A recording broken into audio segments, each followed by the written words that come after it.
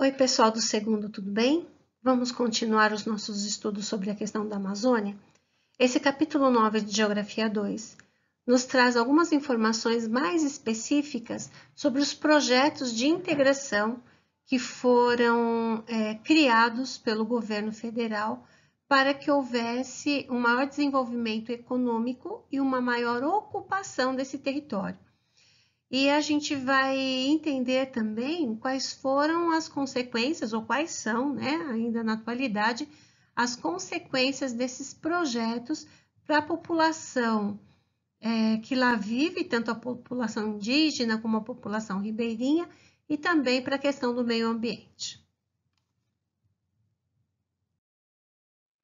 E aqui só uma pequena cronologia para nos dar assim uma base para estudarmos esses projetos atuais. Então vamos lá. De 1870 a 1920, então 50 anos, foi o ciclo da borracha que atraiu mais de 400 famílias do Nordeste que foram trabalhar principalmente no Acre para a extração da questão do látex. E só em 1970, a partir do Programa de Integração Nacional do PIN, que as outras atividades nesse território foram implantadas. E uma outra questão também foi o RADAN, que é o Radar da Amazônia, que tinha na época como função detectar os recursos minerais e aumentar a sua exploração. Claro, todos com uma atuação, uma conotação basicamente econômica. E aí, o que era necessário, né, para poder se desenvolver uma região? Essa região tão grande, tão extensa do Brasil, com uma população muito pequena e um resultado econômico também muito baixo. Então, os projetos foram criados a partir de 1972, com a criação da SUDAM, Superintendência de Desenvolvimento da Amazônia. Ela foi criada em 67, mas efetivamente começou a funcionar a partir de 1972. Só que, e dentro desse projeto, né, dentro dessa questão da criação da SUDAM, foi verificado o seguinte: se eu quero desenvolver uma região, primeiro eu preciso integrá-la às outras regiões do Brasil. Então, um dos primeiros passos aí da SUDAM foi a criação, né, de diversas estradas.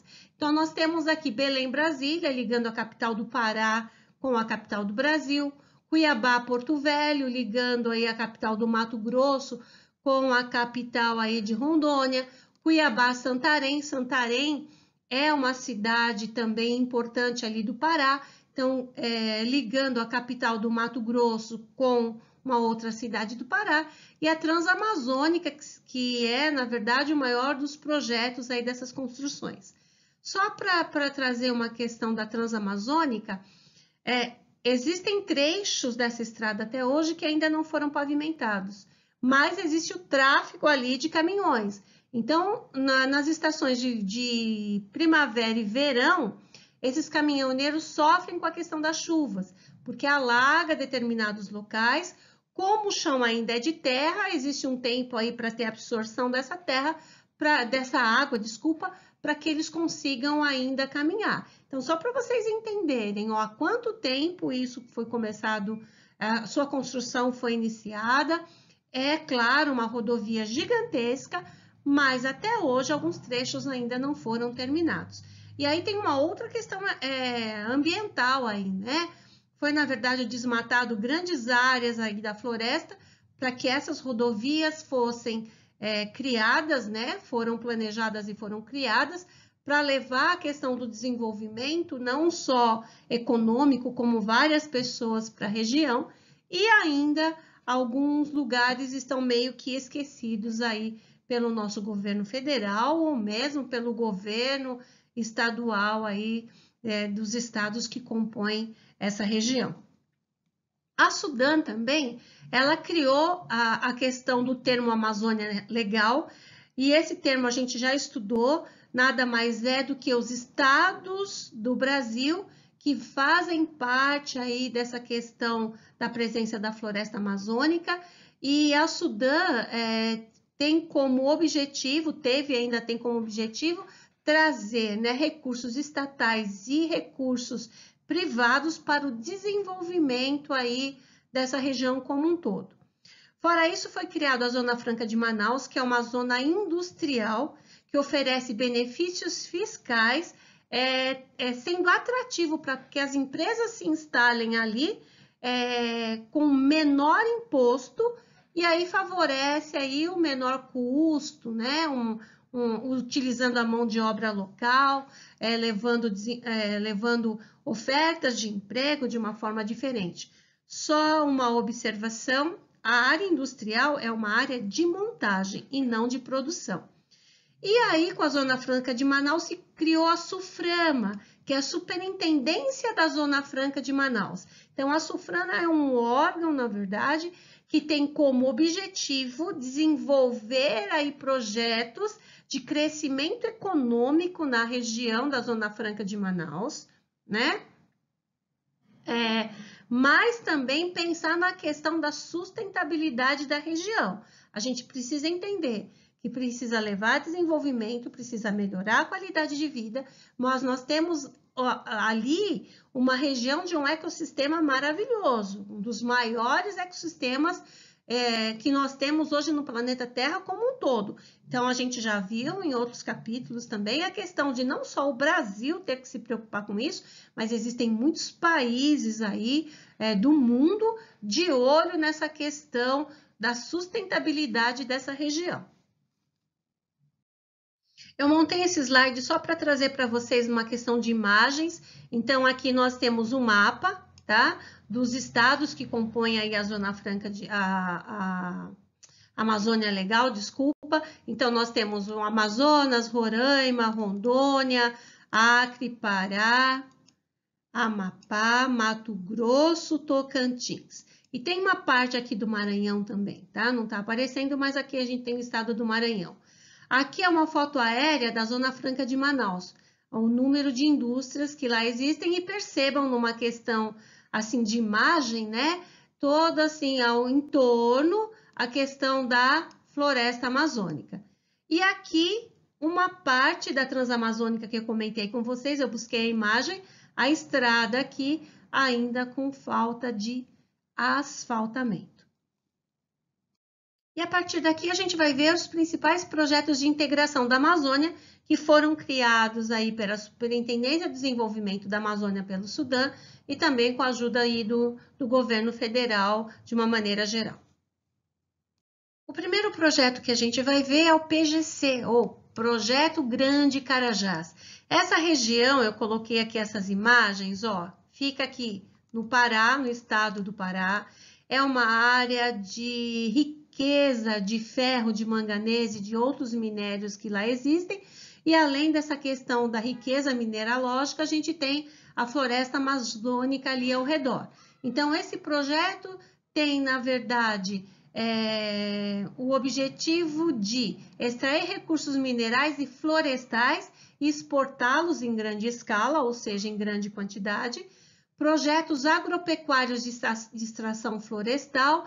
Então, quais são os benefícios que nós podemos tirar da própria vegetação natural ali para poder exportar? Então, a gente tem o guaraná, a gente tem o açaí, a gente tem o próprio látex, a seringueira, que também pode ser replantada por empresas aí para que haja a exploração desse material. E para isso a gente precisa de energia elétrica, então implantação de infraestrutura como a usina hidrelétrica de Tucuruí e a estrada de ferro Carajás. Tem aqui uma imagem que eu coloquei para vocês. Olha a floresta aqui embaixo, né? Ela foi construída em algumas partes suspensas, isso é muito legal, porque não houve a questão do desmatamento da floresta para que isso fosse feito, e também um excelente meio de transporte aí em grande quantidade para levar esses recursos que são explorados dessa região. Esse projeto Trombetas, ele está intimamente ligado à exploração de bauxita, que é um minério que dá origem ao alumínio. Ele foi retirado e é retirado desde 1979 nas proximidades do Oriximiná, no Vale do Rio Trombetas, no Pará. Olha para a gente observar aqui, ó, como o Pará é um país riquíssimo na questão de exploração mineral. E o empreendimento foi liderado pela Mineração Rio Norte, que é a empresa, na verdade, que extrai esse mineral. E grande parte desse mineral ele é exportado para o Canadá, que tem a maior empresa de alumínio do mundo, que é Alca. Nós temos também o projeto Calha Norte, que foi criado a partir de 1985 no governo do José Sarney, aí já no fim da questão da ditadura militar ali. E esse projeto ele integra as Forças Armadas, a Marinha, o Exército e a Aeronáutica. Na verdade, ele é um projeto que presta serviço às comunidades ribeirinhas e de fronteira. Pode ver aqui no mapa, aqui no mapa que eu coloquei, olha onde ele está, tá vendo? São fronteiras aqui, ó, dos nossos estados com os estados aí do norte da América do Sul. Quais são os objetivos? A vigilância das fronteiras, o atendimento às demandas e carências das comunidades locais por meio de infraestrutura, como construção de rodovias, portos, pontes, escolas, creches, hospitais, poços de água potável e redes de energia elétrica. E criam espaços povoados e diminuem espaços vazios. Então, o objetivo desse projeto é um objetivo muito grande, né? De atender aí numa questão de infraestrutura, tanto econômica quanto social. Quando fala da construção de escolas, de creches, de hospitais, levar água potável e energia elétrica para essa população que vive ali na divisa, né, entre Brasil e os outros países da América do Sul. E também uma questão de combater as atividades ilegais e defender as fronteiras. Por que isso aqui é bastante importante, atividades ilegais? Porque é através dessas fronteiras que adentram no nosso país a questão do tráfico de armas, tráfico de drogas, e é uma região de difícil vigilância, gente. A floresta amazônica está ali, então é fácil se esconder, né? É muito fácil, e a gente sabe que existe a questão da corrupção do próprio povo brasileiro, né? Que ajuda aí na infiltração infelizmente, dessas atividades, e ganham também bastante dinheiro com isso. E eu coloquei esse slide com as imagens para trazendo uma questão física novamente, né, visual aí para vocês, a questão desse projeto. Então, a gente tem aqui no mapa, né, ó, províncias minerais, vejam, são todas essas em roxo. Olha como o Brasil tem uma riqueza mineralógica bastante grande em todo o seu território. A área do projeto Grande Carajás, que nós vimos que está aqui, né? Instalada aqui no estado do Pará e no norte do Tocantins. E nós temos a área do projeto de Calha Norte, que é essas áreas aqui de fronteira aí do Brasil com os outros países aí da América do Sul. E aqui também é uma imagem que eu achei na internet, a questão de 30 anos do projeto Calha Norte, tem aquilo que nós vimos lá, a questão das escolas, do transporte, de postos de saúde, que faz parte aí, né, do cunho do investimento desse grande projeto aí da região amazônica do Brasil. Agora a gente vai falar do projeto CIVAM, que é o Sistema de Vigilância da Amazônia. É uma questão assim mais recente. Ele foi implantado em 1994, mas o funcionamento só começou a partir de 2002, no governo mais atual de Fernando Henrique Cardoso. Qual é a responsabilidade desse projeto? Ó, Sistema de Vigilância da Amazônia, a gente tem aqui a imagem mostrando satélites, na verdade, tirando aqui, fiscalizando, né, tirando fotos o tempo todo dessa região. Então, o controle ambiental, o controle do tráfego aéreo, coordenação de emergências, monitoramento das condições meteorológicas e controle das ações de contrabando dessa região. Então, assim, é uma questão mais eficaz, porque utiliza, além, né, dos olhos humanos que a gente viu lá no projeto da Calha Norte, a questão da Marinha, a questão da Aeronáutica, a questão do Exército, a gente agora tem uma fiscalização aí por radar, que ajuda muito mais na questão investigativa, na questão de prender inclusive as pessoas que adentram por todo esse território, por essas fronteiras, trazendo aí produtos, né, de origem ilegal para o Brasil, ajuda numa questão também de uma visualização do desmatamento, das queimadas, dos garimpos ilegais que atuam nessa região. E eu coloquei essa imagem aqui nessa apresentação só para trazer para vocês a questão da dimensão desse projeto na atuação da vigilância, né? O quanto ele é maior, o quanto a questão hoje da tecnologia nos ajuda em nos defender e também criar estratégias para a atuação dentro de uma área tão importante brasileira. E com isso nós terminamos a explicação desse conteúdo. Ficarei à disposição de vocês para eventuais dúvidas que possam surgir no nosso período de aula. Um abraço e até a próxima aula.